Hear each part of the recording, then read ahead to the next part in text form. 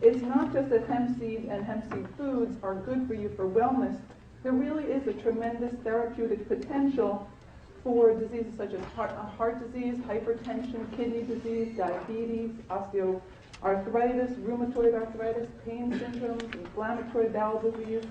And there's a lot of data to support that for omega-3 fatty acids. And it's not just the omega-3 fatty acids that make hemp unique. There's a whole really array of macronutrients, micronutrients, trace compounds, and phytochemicals. But first I want to talk about the nutritional properties of hemp seed and oil. Okay.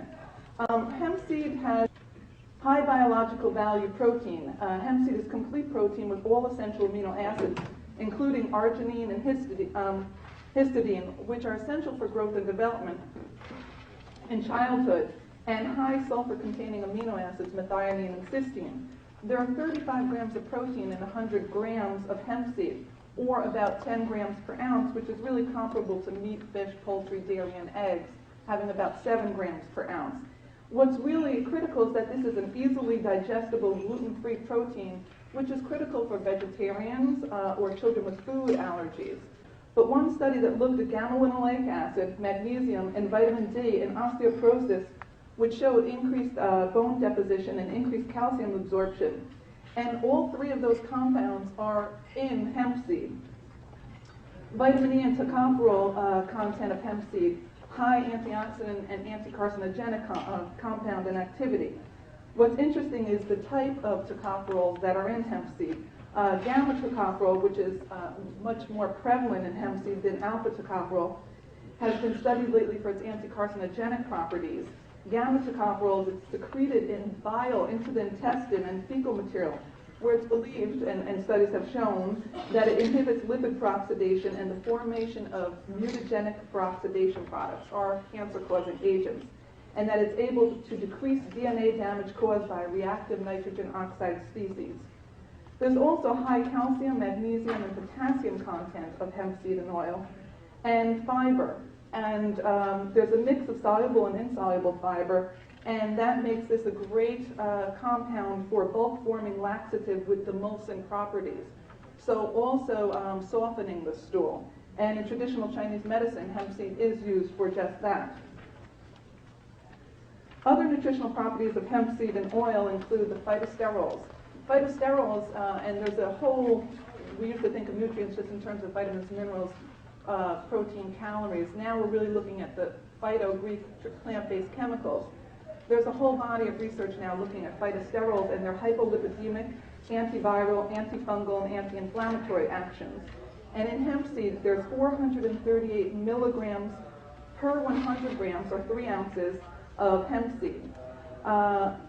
In one study, they looked at the ability of phytosterols to decrease cholesterol solubility in the intestinal lumen and compete with cholesterol for uptake. Subjects were given 500 milligrams of dietary cholesterol, which is quite a significant amount because they recommend you taking in no more than 300 milligrams a day, and 1 gram of beta-cytosterol. And that showed a 42% decreased cholesterol with very little toxicity, making beta-cytosterol a very attractive option for anti-hyperlipidemic actions. There are also terpenoids, which contribute anti-inflammatory, anti-allergenic, and cytoprotective actions. And we've had a wealth of information on cannabidiol and its anti-inflammatory, anticonvulsant, anti-epileptic properties. Methyl salicylate also has been studied, salicylic acid from aspirin, and there's a clear body of research indicating methyl salicylate's anti-inflammatory, analgesic, and antipyretic actions. And this is really oil of wintergreen. When we discuss the therapeutic role of essential fatty acids, again I will mention it's critical not only for growth and development, but in the prevention and treatment of chronic disease, essential fatty acids. So not just for wellness, but really therapeutically. Essential fatty acids have been neglected for many years, and only recently has research shifted to recognize their essential role in human health with regards to the ratio of polyunsaturated to saturated fatty acid.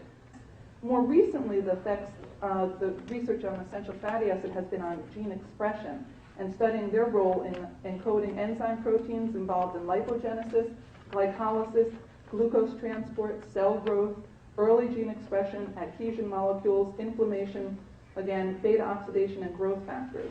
Primary sources of essential fatty acids, linoleic acid and alpha-linoleic acid, are plants. Plants on land and sea.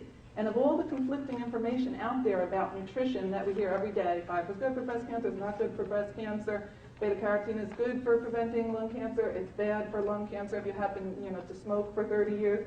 Of all the conflicting sources of information out there, the one consensus in the research community is that increasing your intake of plant-based foods is protective in reducing the risk of cancer, heart disease, hypertension, osteoporosis, all chronic degenerative diseases across the board.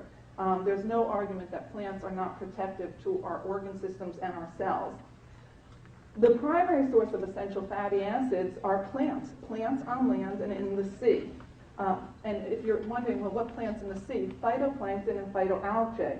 How do you think those fish are getting so high in their omega-3 fatty acids? They're not eating other fish, or, well, actually the bigger fish are eating the littler fish, but the littler fish have to eat something. And they're eating the phytoplankton and the algae. And that's where they're getting essential fatty acids. Essential fatty acids' beneficial effects in prevention and management of coronary heart disease, hypertension, type 2 diabetes, renal disease, rheumatoid arthritis, ulcerative colitis, Crohn's disease, chronic obstructive pulmonary disease, depression, cystic fibrosis, and cancer. I can talk a little bit more about the comparison of the oils. I just want to quickly go through hemp seed versus fish oil. Hemp seed oil does not have the fishy taste, odor, GI distress, and eruption, a fancy word for burping, of fish seed oil. Hemp seed oil, which is rich in natural vitamin E, does not require additional supplementation of vitamin E as fish oil does. And you can use less capsules and it therefore costs less, which is an issue with many of my patients. Fish oil does have potential contamination with mercury dioxins and PCBs, although a recent study suggested that it's not as much of an issue as it was thought to be. What have I missed here? Fish oil has been shown to slightly increase LDL, not yet known if hemp seed oil does. And fish oil greater than 3 grams a day has been seen to show some adverse effects on immunity, and that it may suppress T and B cell function and decrease the production of cytokines. So really, it's critical to look at the dose-response effect in the studies. Hemp seed versus flaxseed oil. Long-term supplementation with flaxseed can cause omega-6 fatty acid deficiency because the omega-6 to omega-3 fatty acid ratio is 1 to 5 versus the 3 to 1, which is believed to be the optimal. Hemp seed has a 3 to 1 ratio and flaxseed has a 1 to 5. So it's actually much higher in omega-3 fatty acids. Long term, you could throw the whole physiology the other way. And I'm just about finished here. I have 2 more slides. Flaxseed oil, it's very controversial. The phytoestrogen activity, it's controversial in conditions of estrogen dominance, estrogen receptor positive breast cancer, uterine cancer, ovarian cancer, endometriosis, and uterine fibroids. Hemp seed versus soy. Hemp seed is rarely allergenic versus soy's highly allergenic profile. Hemp seed is free of the trypsin inhibitors that impair protein absorption present in soy. And hemp seed is free of the oligosaccharides that cause GI distress and flatulence, a fancy name for gas, present in soy. I would like to see some studies done with whole foods, like some of the flaxseed studies done using flaxseed flour in muffins versus just the isolated oil. A lot of people have discussed, the idea of synergy, there being other compounds in the plant. We just don't want to look at the fatty acids. We'd like to look at the whole profile. And I think that, I did want to comment on the THC content of foods. This is a political issue, but this is not in any way unique to issues affecting the safety of our food supply. I think there's no known toxicity issues. There's been no known psychoactivity from THC in foods. I think the issue of THC in foodstuffs is mainly political. I would take the THC in foods any day over the pesticides on fruits and vegetables, on the mercury in my food. I encourage you to become activists about the safety of your food supply, and also to think critically that there are naturally occurring toxins in food too, in plants, that are part of the plant's defense mechanism and many times help us. So I thank you for your time, and I thank you for the invitation to speak.